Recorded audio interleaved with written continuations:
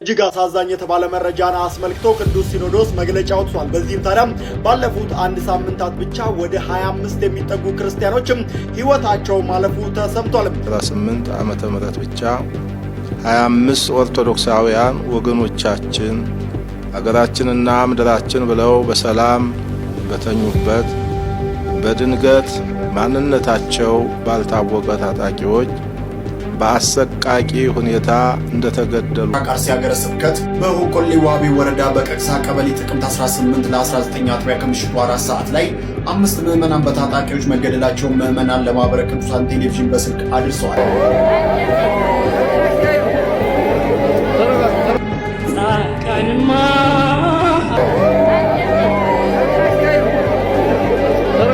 ይህንን ጽሑፍ ቁጭ ብለ እያነበብክ ያለው በዚህ ሰዓት ምስራቅ አርሲ ገጠር ውስጥ ስላልተገኘ ብቻ ነው። ወይም ክርስቲያኑ በጣም አደገኛ በሆነ መልኩ እየተጨፈጨፈ ያለበት ሁኔታ ላይ ነው። ኦሮሚያ ምድር ላይ ኦርቶዶክስ መኖር አልቻለም። አገዳደሉን አሳመው ጂሃድ ላይ አገኘው አንድ ካፊር የዛኔ ትገለዋል። ስትገለው ግን ካፊር ቢሆንም አገዳደሉን አሳመር፣ አስተራረዳችሁን አሳመር። እንዴት ነው አስተራረድን ማሳመር ሲባል ወልዩሂድ አሐደኩም ሸፍረተሁ ወላ አንድ ሰው ቢላውን በደንብ አድርጎ ይሳል። አላህ አክበር እያሉን ያረዱ አይናችን እያየን አርደው እንኳን እኮ እንደሰው አልተውትም። በእናታችሁ አትግደሉ።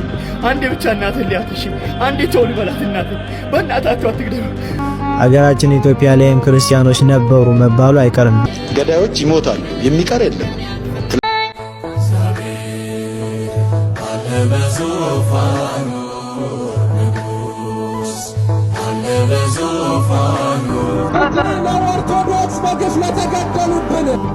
ይሄ ኦርቶዶክሳውያን በአጠቃላይ አልቀው ሌሎችን ለማስገባት ከተፈለገ መሞከር ነው።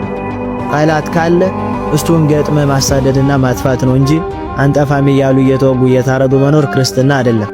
ኃይል እግዚአብሔር እንደሆነ ሁሉ ሰይፉም ይገደው። እጅግ አሳዛኝ የተባለ መረጃን አስመልክቶ ቅዱስ ሲኖዶስ መግለጫ ወጥቷል። በዚህም ታዲያ ባለፉት አንድ ሳምንታት ብቻ ወደ 25 የሚጠጉ ክርስቲያኖችም ሕይወታቸው ማለፉ ተሰምቷል።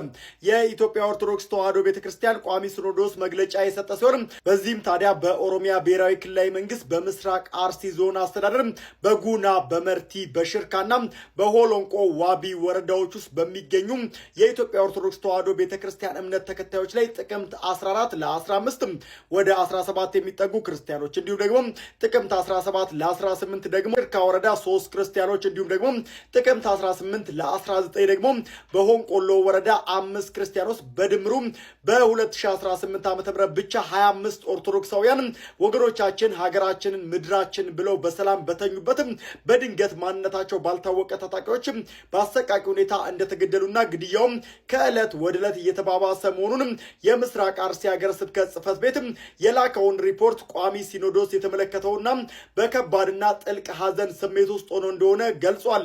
ይህንን እጅግ አሳዛኝ የተባለ ጥቃትን ያወገዘው ቋሚ ሲኖዶስ የሚመለከተው መንግስታዊ አካላትም ይህንን ኢሰብአዊ የሆነ ተግባር በጽኑ በማውገዝና በሕገ መንግስቱ የተረጋገጠውን በህይወት የመኖርና የእምነት ነጻነት መብትን እንዲያስከብሩልን ይህንን አስነዋሪ ድርጊት የፈጸሙትን ህገወጥ ግለሰቦችን ለህግ በማቅረብ የህግ የበላይነትን ከማረጋገጥ በተጨማሪም በቀጣይ እንዲህ አይነት ህገወጥ ተግባር እንዳይደገም አስፈላጊውን የተባለ የህግ ከለላ በመስጠትም ኃላፊነታቸውን እንዲወጡ ቋሚ ሲኖዶስ መንፈሳዊ የተባለ ጥሪውን ማቅረቡን ተመልክቻለሁ። በዚህ ጥቃት ለሞቱት ወገኖቻችን ነፍስ ይማር፣ ለቤተሰቦቻቸው መጽናናትን እንመኛለን። ይህን ቪዲዮ አንገቱ ላይ ማተብ ያደረገ በሙሉ እንዳያሳልፍ። እንደሚታወቀው አርሲ ላይ የሚገኙ ኦርቶዶክሳውያን በእምነታቸው ምክንያት ከቀን ወደ ቀን እየሞቱ የተገደሉ ነው ያሉት። ሰዋዊነት በሌላቸው ሰዎች ንጹሃን አማኞች ላይ የሚደረገውን ጭፍጨፋ እናወግዛለን። በዚህ አረመናዊ ተግባር ዘመድ ወገኖቻችሁን ያጣችሁ ሁሉ አምላክ መጽናናቱን ይስጣችሁ። ስለዚህ ይህ ቪዲዮ አቅም እንዲኖረው ኮፒ ሊንክ እያደረጋችሁ ለመላው ኦርቶዶክሳውያን አድርሱልን። በስመ አብ ወወልድ ወመንፈስ ቅዱስ አሐዱ አምላክ አሜን።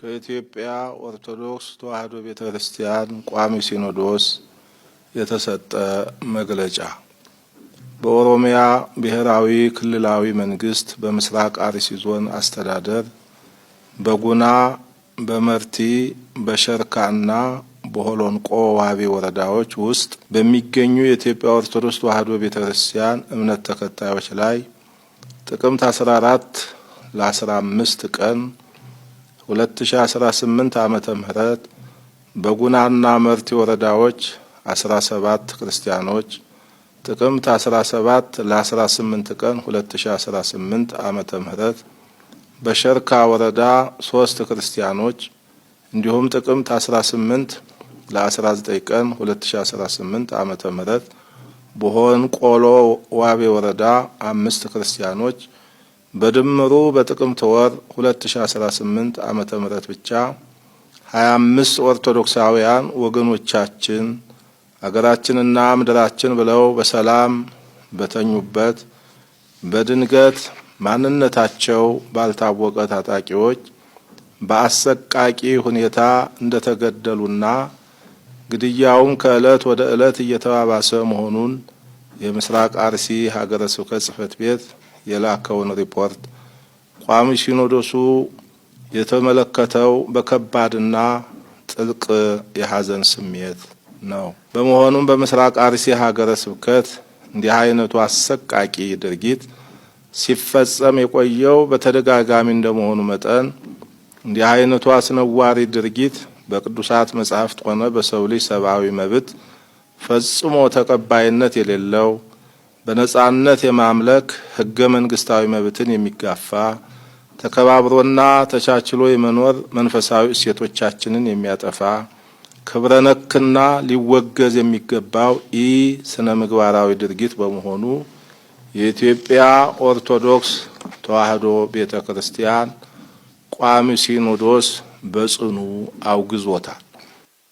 ሆኖም ጉዳዩ በቀጥታ የሚመለከታቸው መንግስታዊ አካላቱም ይሁን ሰብአዊ የሆነ ተግባር በጽኑ በማውገዝና በህገ መንግስቱ የተረጋገጠውን በህይወት የመኖርና የእምነት ነጻነት መብትን እንዲያስከብሩልንና ይህን አስነዋሪ ድርጊት የፈጸሙትን ህገወጥ ግለሰቦች ለህግ በማቅረብ የህግ የበላይነትን ከማረጋገጥ በተጨማሪም በቀጣይ እንዲህ አይነቱ ህገወጥ ተግባር እንዳይደገም አስፈላጊውን የህግ ከለላ በመስጠት ኃላፊነታቸውን እንዲወጡ ቋሚ ሲኖዶስ መንፈሳዊ ጥሪውን ያስተላልፋል።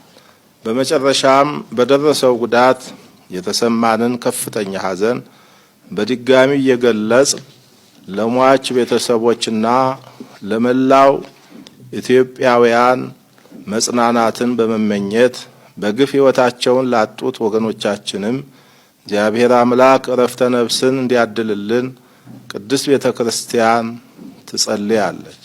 የኢትዮጵያ ኦርቶዶክስ ተዋሕዶ ቤተክርስቲያን ቋሚ ሲኖዶስ ጥቅምት 20 ቀን 2018 ዓመተ ምህረት አዲስ አበባ ኢትዮጵያ። ኦሮሚያ ምድር ላይ ኦርቶዶክስ መኖር አልቻለም። ተሰደዱ ክርስቲያኖች። ለምን? ዜጋ አይደሉም? ማመን አይችሉም? በፈለጉት ማምለክ አይችሉም? የነፍጠኛ ታቦት ይውጣልን። ማን እንዴ? ጎበዝ፣ ይቺ ቤተክርስቲያን በደሏ ምንድነው?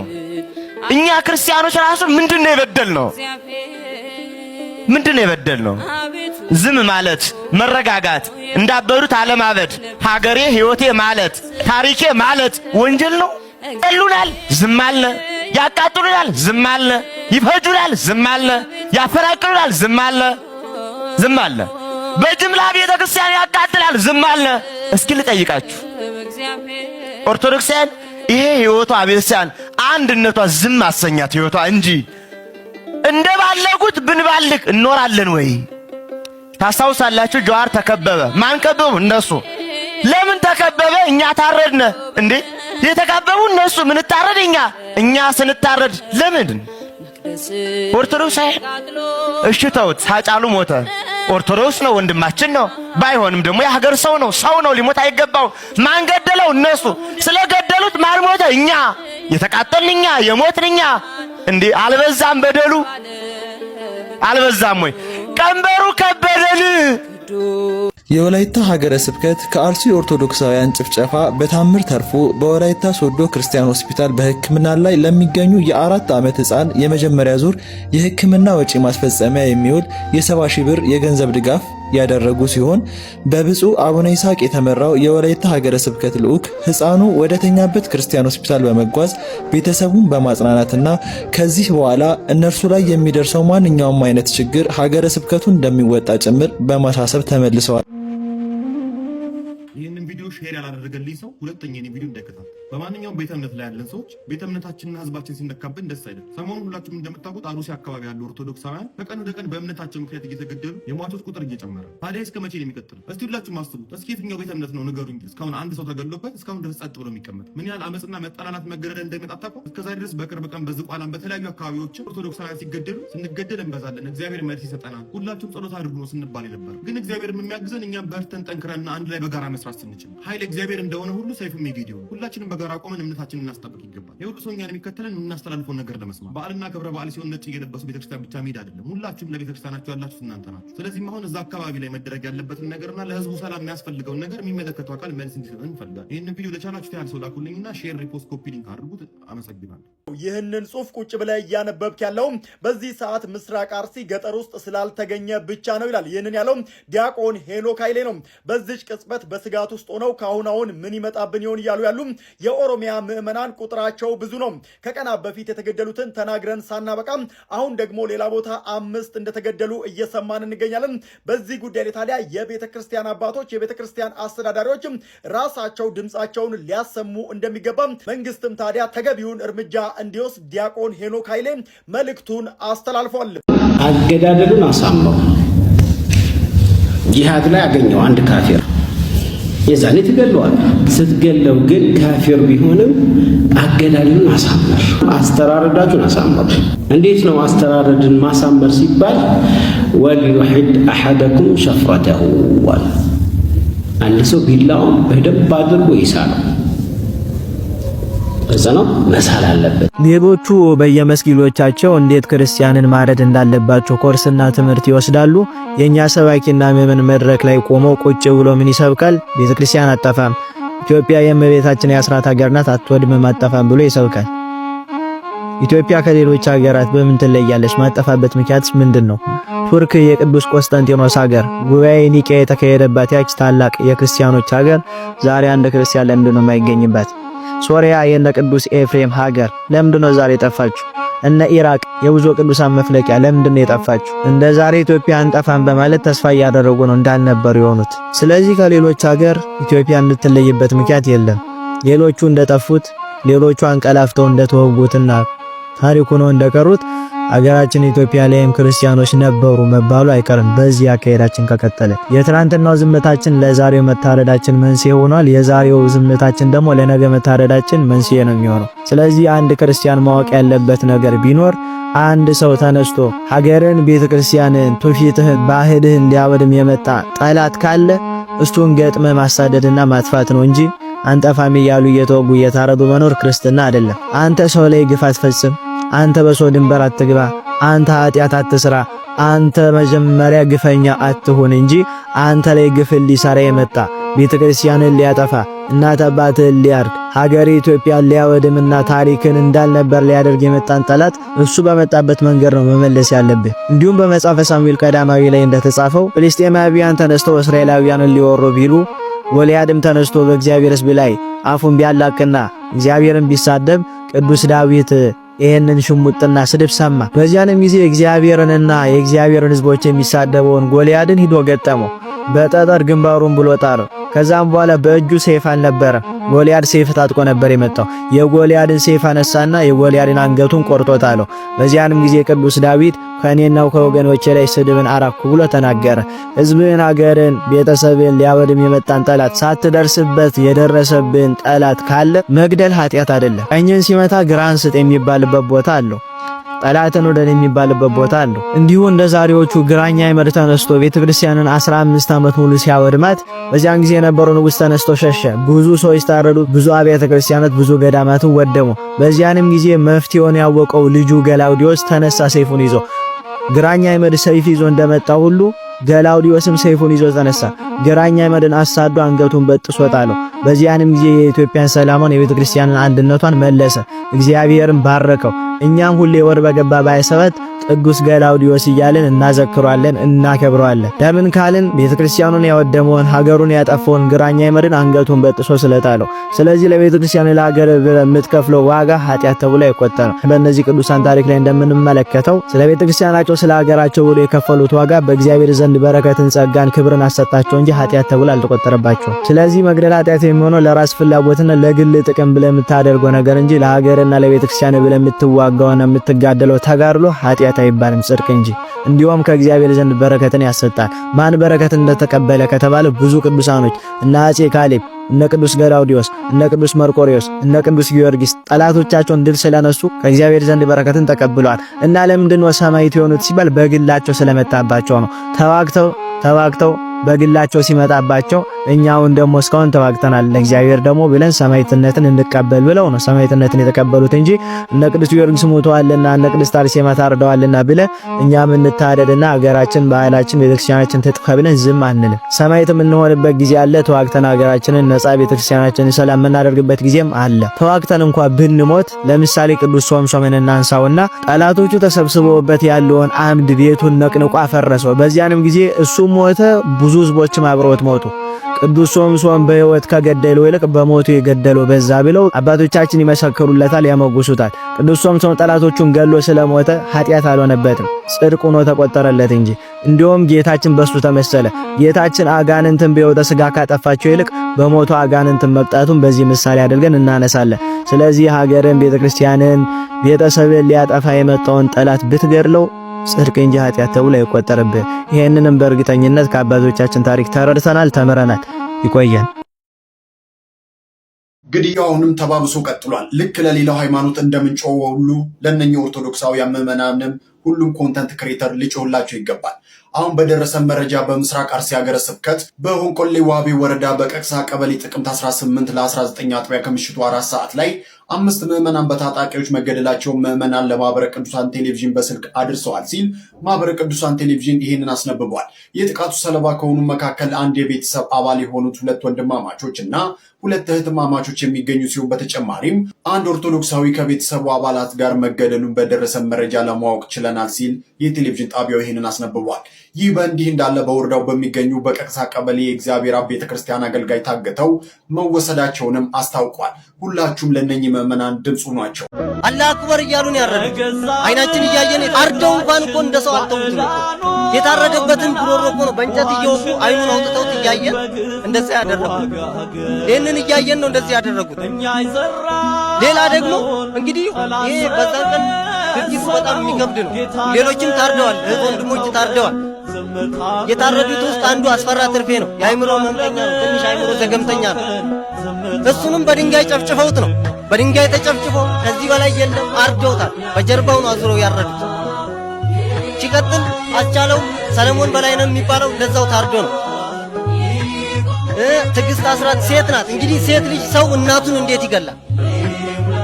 ሴቷን በተለያየ 3 ቦታ በስለት ወቅተዋል። ጭንቅላቱ አካባቢ እዚህ ጋር። ይህንን ህፃን ታስታውሱታላችሁ ብዬ አስባለሁ። በአርሲ ዞን ጥቃት የደረሰበት ህፃን ነው። በጥቃቱም አንድ እግሩ በጥይት ተመቶ እንደምትመለከቱት አንድ እግሩ ተቆርጧል። ታዲያ ለተቀሩት ወገኖች ከዚህ በኋላ ለሚደርሰው ማንኛውም ጥቃት እባካችሁ የመንግስት አካላት ከለላ አድርጉላችሁ። ይህንን ቪዲዮ ኮፒ ሊንክ፣ ሪፖስት እያደረጋችሁ አሁንም ድምፅ መሆናችሁን ቀጥሉ።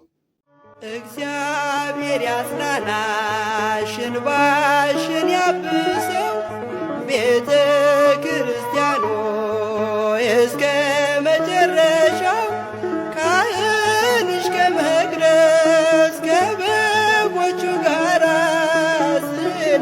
ስለታረደብሽ እንደ ራሔል እንባ እግዚአብሔር ያስብሽ።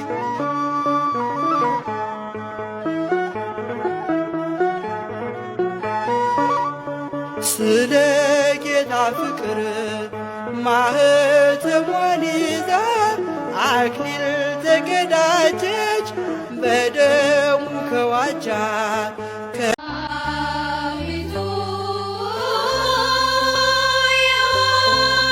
የሆነብንን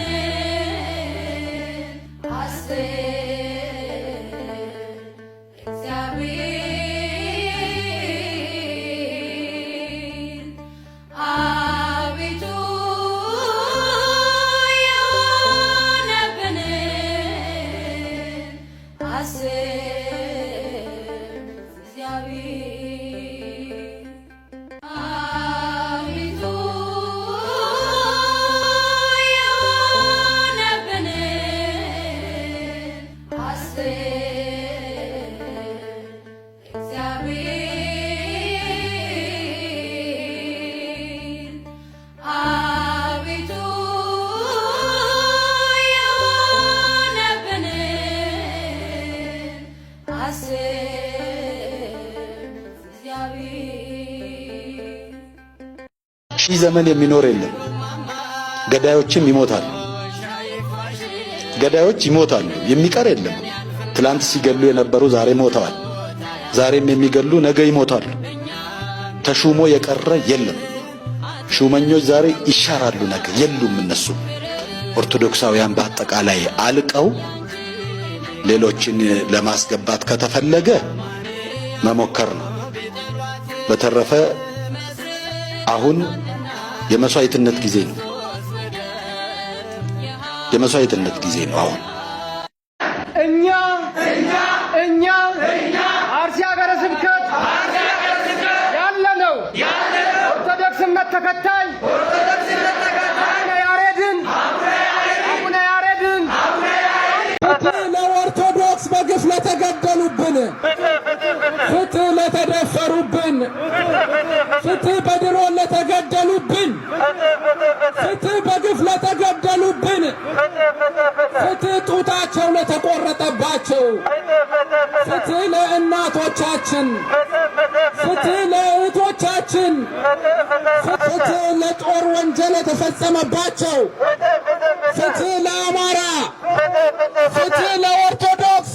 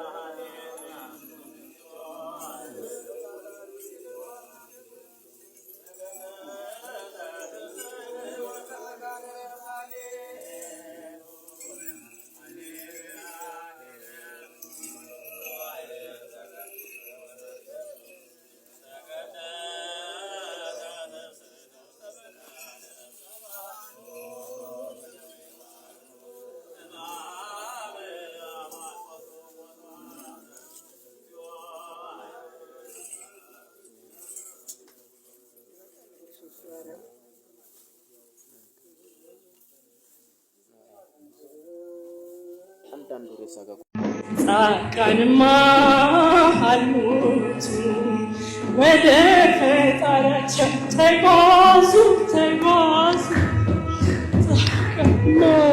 ጻድቃንሰ ይሞቱ ሀበ እግዚኦሙ ነገዱ ጻድቃንሰ ሀበ እግዚኦሙ ነገዱ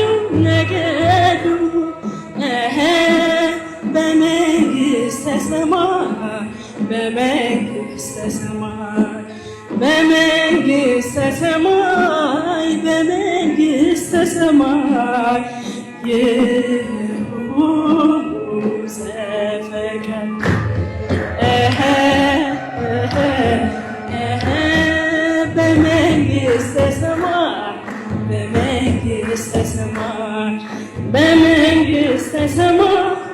በመንግሥተ ሰማይ ይሁኑ ዘፈቀዱ ጻድቃንማ አልሞቱ ወደ ፈጣሪያቸው ተጓዙ። ደከመን፣ ብዙ ጊዜ ሰማን፣ እናንተም ፈረዳችሁብን በእኛ፣ እናንተም ወቀሳችሁ። እውነት አላችሁ፣ ግን ለማን የምንነግረው ይሄንን? ማን ነው የሚሰማን ይሄንን? ማን ነው የሚያቆመው ይሄንን? አው ይብቃ፣ ተለማመር ነው። ስንት ሰው ሲያልቅ፣ ስንቶቻችን ስናልቅ ነው የሚቆመው? ቢበቃ። ሕዝባችን እረፍት ይፈልጋል፣ ሰላም ይፈልጋል፣ ነፃነት ይፈልጋል።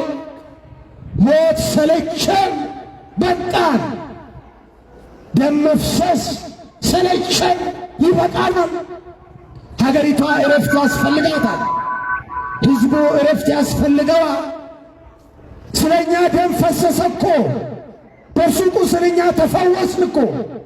ሌላ ደም አያስፈልግም። ሌላ ደም በግፍ ሊፈስ አይገባም።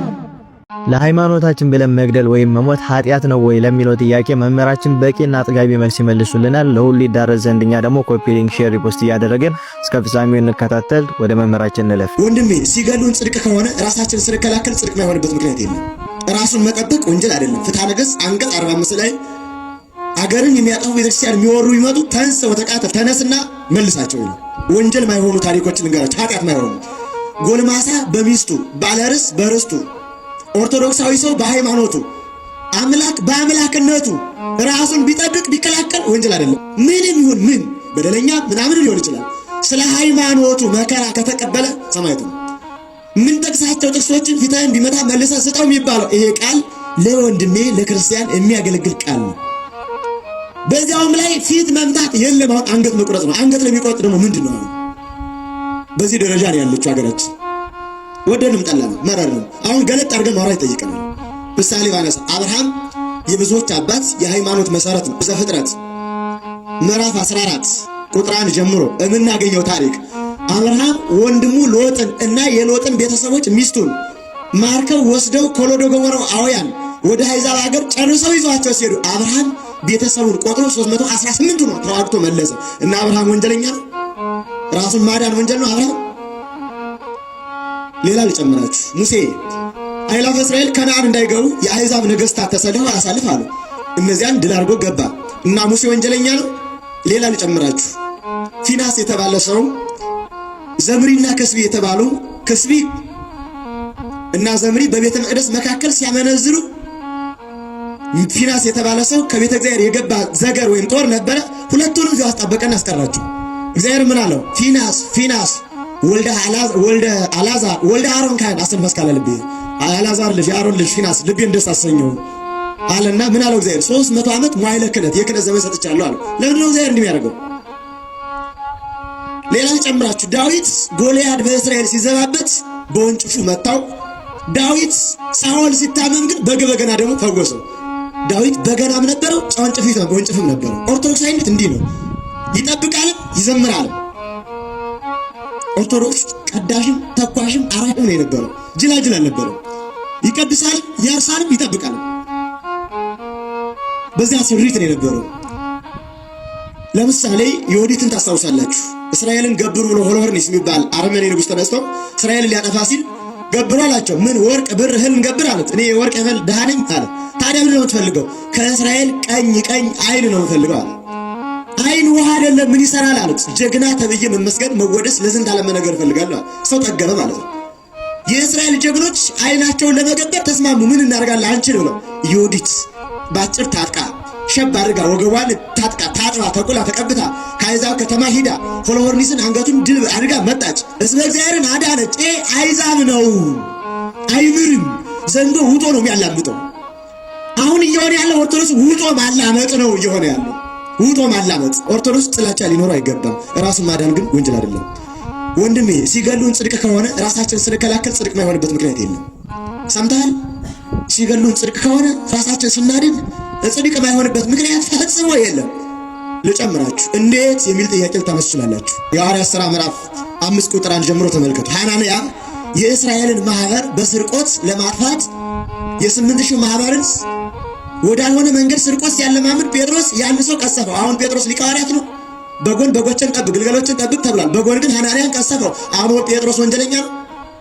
ሌላ ልጨምራችሁ። ሐዋርያው ቅዱስ ጳውሎስ በርያሱስ የተባለ ሰው የሚያስተምረውን ያስታል። እፋለና አይኑን አሳወረው። ግን በልብሱ ጫፍ ሌሎችን አይናቸውን ያበራል። በርያሱስ ግን አይኑን አሳወረው። በጎን ብርሃን ዓለም እንላለን፣ በጎን ግን አሳውሯል። ታዲያ ጳውሎስ ስህተተኛ ነው? ሌላ ልጨምራችሁ በደም እንዲያግባባል። በኢዮር በራማ በኤረር መላእክትን ፈጥሮ አንድ ሰዓት እግዚአብሔር ተሰወራቸው። ከፈለግነ ራዕይ ዮሐንስ ምዕራፍ 12 ቁጥር 1 ጀምሮ እንመልከት። ሚካኤልና ሰራዊቱ ያን ዲያብሎስን ተዋጉት የሚለውን ተመልከቱ። እኔ ፈጠርኋችሁ አለ። ሰይፍን ከሰይፋችን ክንፍን ከክንፋችን በምን በልጦ ነው አሉት መላእክት። በዚህ ጊዜ ሚካኤል፣ ገብርኤል፣ ሱራፌል፣ ኪሩቤል፣ አርባብ ኃይላት መላእክት፣ መናብር፣ ስልጣናት፣ መኳንንት እነዚህ ሁሉ ኃይላት መላእክት ዲያብሎስን ሊገጥሙት ሄዱ። ታጉት ድል አደረጋችሁ፣ ታጉት ድል አደረጋችሁ። ሶስተኛ ወደ እግዚአብሔር አመለከቱ። ፈቃድህ ባይሆን ነው ወይ አሉ። ፈቃዴስ ፈቃዴ ነው፣ ግን መስቀል ያዙ ብዬ ነው አላቸው። መስቀል ያዙና ሂደው ግን ድል አደረጉት። መላእክት ኢዮራማ ኤረርን ያጠረጉት ወዳጅ ተከላክለው ራሳቸው። በመላእክትም ታሪክ አለ፣ በሰው ልጆችም ታሪክ አለ። ስለዚህ ኦርቶዶክሱ ንቁ ሆኖ በማንም በቀር ሳይኖረው ራሱን ግን ማስከበር መብቱ ነው። እግዚአብሔር መብቱ ነው፣ ሕገ መንግሥቱ መብቱ ነው። ራሱ ማዳን እንደዚህ አይነት መምህራንን እግዚአብሔር ያብዛልን፣ መምህራችንንም ባሉበት እግዚአብሔር ይጠብቅልን። እንደ አይነት ሰባኪያን ነው የሚያስፈልጉን በዚህን ጊዜ። ይቆያል። ሰላም ለሁላችሁ ይሁን። እንግዲህ በአርሲ እየተፈጠረ ያለውን ነገር ሁላችሁም የምታውቁት ነገር ነው።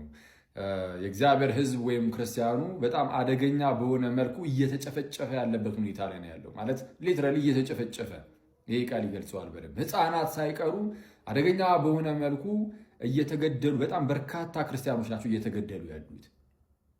እርግጥ ነው ሰማዕትነት እንግዲህ ለክርስቲያኖች ክብር ሊሆን ይችላል ነውም። ግን ሰማዕትነት ክብር ነው ማለት በሆነው ባልሆነው አጋጣሚ የሆኑ ሰዎች እየተነሱ ይህንን የእግዚአብሔርን ሕዝብ ወይም ክርስቲያኑ የማጽዳት ስራ ይሰራሉ፣ እየጨፈጨፉ ይጨርሷቸው ማለት ግን አይደለም እንዴ።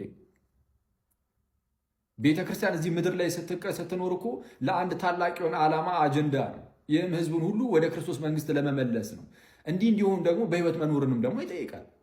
እና ማንም እየተነሳ ዝም ብሎ የማጽዳት ስራ ብቻ እንዲሰራ ነው እሱን የሚፈቅድ አይደለም የሰማዕትነት ነገር።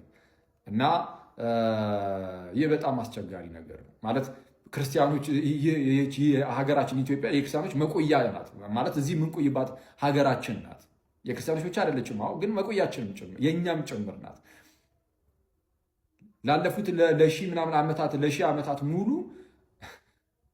እንደሚታወቀው ይህ የእግዚአብሔር ሕዝብ ክርስቲያኑ አሁን ላለንባት ለኢትዮጵያ ባለውለታ ነው። እሱን አቁሙ እኮ ያቆያት አይደለም እንዴ ነው እኮ። አሁን ደርሶ የሆነ ሰዓት ላይ ብቅ ተብሎ ይህንን ሀገርን አቁሙ የኖረውን ሕዝብ ደግሞ ጨፍጭፌ ሊጨርስ ብሎ የሚነሳ የሆነ አካል ካለ እርግጥ ነው ሰይጣናዊ ነው። ግን ደግሞ አንደኛ የእርሲያን አባቶች፣ ሲቀጥል ደግሞ በዋናነት እንደው ማለት በሀገሪቱ ላይ ሕግ አለ፣ መንግስት አለ። ያ መንግስት ለዜጎቹ ለክርስቲያኖችም ጭምር ማለት ነው ከለላ ጥበቃ ሊያደርግ ይገባል። እና ፕሊዝ ፍትህ ያስፈልገናል፣ ጥበቃ ክለላ ያስፈልጋቸዋል። በአርሲ ላሉ ክርስቲያን ወንድሞቻችን ማለት ነው አባት እናቶቻችን፣ ኢቨን ህፃናቶችም ጭምር። እና በጣም ኮንሰርኒንግ ነው፣ በጣም አስቸጋሪ ነው። እና ሰው ፍትህ ነው ልንል የምንችለው ለመንግስቱ። ቆየ በእናታችሁ አትግደሉ። አንዴ ብቻ እናትን ሊያትሽ፣ አንዴ ተው ልበላት እናትን። በእናታችሁ አትግደሉ፣ በእናታችሁ። አባታችን ሆይ በሰማያት የምትኖር ስምህ ይቀደስ፣ መንግሥትህ ትምጣ። እጆሮ ላይ ከየት እየመጣ ነው? ከቤተ ክርስቲያን እየመጣው ነው። ስም ማን ነው? ወልደ ሚካኤል። ከየት እየመጣ ነው? ከቅዳሴ እየመጣው። የሆነበት ቅዳሴ ነው። ተመልከት። የማን የተርጣሪ ነው? ግደሉት እባክህን፣ በእናትህ ወንድሜ እባክህን፣ እኔ ብዙ ዕቅድ አለኝ ገና። እባክህን አትግደለኝ፣ በእናትህ አትግደለኝ፣ በእናትህ።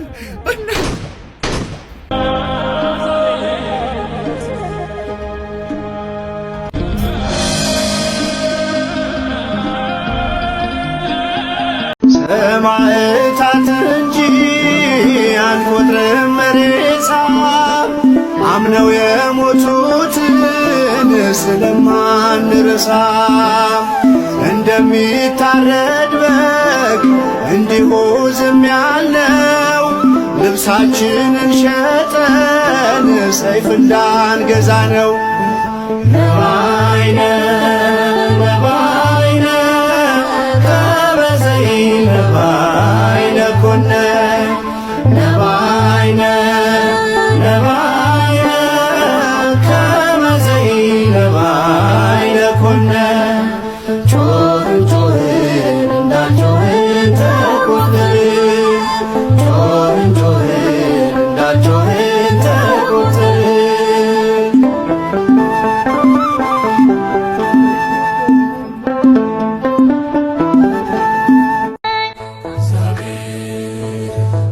በዙፋኑ ንጉሥ አለ በዙፋኑ ይፈርዳል።